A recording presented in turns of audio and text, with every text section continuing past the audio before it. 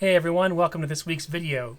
In this video, I make a piece of terrain that is pretty specific to the campaign I'm currently running at the moment, but shows a lot of cool techniques and some new ones that I've never done before. I had this idea that I wanted to make a highly detailed scatter terrain, almost like a diorama, so I'm going to coin the new term Scatter-rama for this project, a nicely detailed focal point that you can use in multiple encounters and games. The very first Scatter-rama I'll be making is a modular hilltop with an elemental cairn. I also made a bonus hilltopper you can see at the end of this video, so stay tuned. The materials I use for this project are going to be familiar to you if you've seen any of my other videos.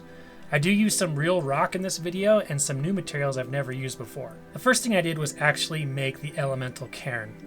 I did this by carving it out of a 2-inch thick piece of XPS foam. I first drew the cairn shape and then some runic symbols to get a good idea of what it would look like. From there, I cut it out on my Proxxon hot wire cutter and then drew the profile, and I cut it again. Because I wanted the runic symbols to light up, I cut a thin fascia off the stone that would be reattached later. This permitted me to carve out the inside of the cairn with ease and to cut the symbols out of the fascia. To carve the shape of the stone, I took inspiration from Scottish standing stones. I drew out the different layers it would have on the back and began to carve away foam with an X-Acto knife. The fascia piece was also altered to appear as a layer as well. Because I was using real rocks on this build, I wanted to mimic their texture, so I used new methods of texturing combined with some old methods. On the pointy end of my clay sculpting tool, there is a slight bend at the tip. This allowed me to drag the tip across the foam and create line textures that match the rocks I'd be using. I also used rolled up aluminum foil, but only applied it sparingly instead of all over.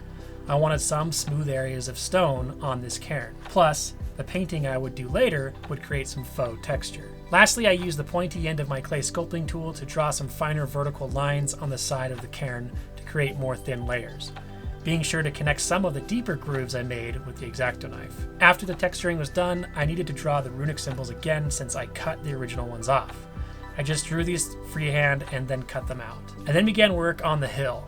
I took a bunch of offcuts of foam and built a squarish hill by hot gluing the pieces together. I drew in the steps and some guidelines for rounding out the hill shape. This would be reshaped by cutting away foam with a hot wire knife before adding sculpt mold later. But first, I cut away the foam where the steps would be so I could put the real rocks in that I gathered later. I then needed to determine where the cairn would sit atop the hill. Once I determined this with the minifigure as a guide, I traced it and began cutting away a hole for the LED light I'd be using. This LED light is perfect for tabletop crafting. It's very small and bright and doesn't require any wiring or expertise. It has some drawbacks for some projects, but I think just by seeing these things, you'll be inspired to build something of your own. I'll be sure to leave a link in the description below so you can pick some up for yourself. One of the trickiest parts of this build was knowing where to hollow out the cairn stone for the light to travel through. So I used the fascia piece and traced the runic symbols onto the main piece of stone. I lined it up with my markings on the hill and drew some lines where I would make the cut. In order to have interchangeable colors, I drew some small notches to slide in strips of colored plastic. I then removed the foam with a combination of sharp knives and hot knives. I used a longer hot knife attachment to create the grooves for the color strips to slide into. I did this by turning it on and holding it in place as it heated up, and then turning it off once the groove was deep enough. I had to do it this way because this knife does not actually have variable temperatures. In order to get the most of this Scatter-rama, I made the top of the hill modular. I could have easily made it a lot more modular or parts of the hill modular, but this Scatter-rama is an evolving idea. So I put a magnet in the hill and in the bottom of the cairn to secure it and to add other hill toppers at a later time. The next step was to make the hill into the final shape. I glued strips of wadded up aluminum foil to fill the gaps between the square edges before applying sculpt mold. Doing this will greatly decrease drying time. I also hot glued the whole hill to some chipboard to have a smooth transition at the bottom of the hill. I would later trim this off. Next was the steps I made from real rock I gathered. I wanted the steps to look like they were embedded in the hillside, so I put them in before adding the sculpt mold. This was easily done with some hot glue, and I made sure a minifigure could stand on each step. I then applied the sculpt mold and used various tools to push it into the small nooks and crannies of the steps, and a spoon to smooth out some of the bigger lumps of the sculpt mold. At this point in the project, I still didn't have the material I'd be using to create different colors of light, nor did I know what that would even be. I tried using some transparent paper-like material and sanding it on one side to give it a matte finish, and then painting the other side, but this did not look very good, so I moved on to painting the cairn. I gave the whole stone base a Mod Podge and black acrylic paint mix, and then painted the base coat in a dark blackish green. This specific color is called Wrought Iron by Folk Art, which is an awesome color. I then sponged on some lighter gray and basically wet blended the two colors with a brush. I did this back and forth until I got the desired look I was going for. I then mixed some watered down orange paint and gray paint and splattered it onto the rock. Once the spatter was almost dry, I sponged away what was wet so the spots would have a little texture. I then lightly dry brushed the edges and details, being careful not to make the cairn too light.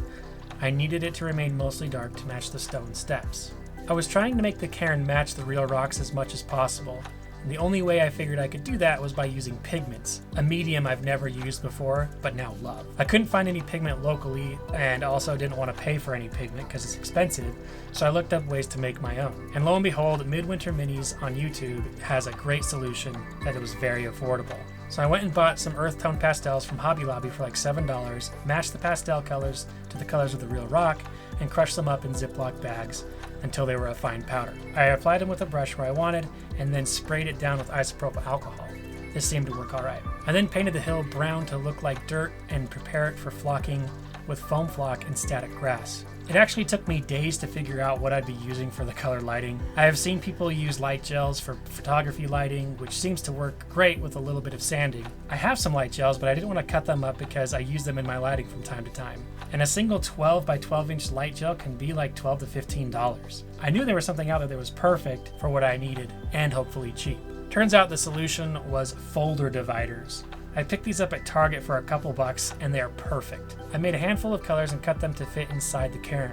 It was a little dark inside, so I painted it white before gluing the fascia on the front permanently. I doubled up on the colors so they'd be more vibrant. They are very easy to interchange, and I can now have multiple encounters with different elements coming from the cairn. Getting back to the hill, I then took a 50-50 mixture of water and PVA glue and gave it a generous covering. I first took medium green coarse turf from Woodland Scenics and applied it with pretty good coverage. Then I took fine turf in the same color and filled in the rest, giving it a nice pat on the butt to knock out any loose flock. I repeated this process with burnt grass and sprayed watered down PVA glue in between. I wanted it to be more green, so I added more of the medium green colors afterward. I then did a light sprinkling of fine yellow to create some highlights. I also mixed the fine burnt grass and medium green flocking to use as moss on the rock steps. I decided I wanted there to be something more at the top of the hill with the cairn. I had actually made some wire trees months ago and decided to give one a shot at actually making it into one of my projects. I coated the whole thing with latex rubber. It took about 2 coats, one heavier than the other, and after it all dried, I mixed some PVA glue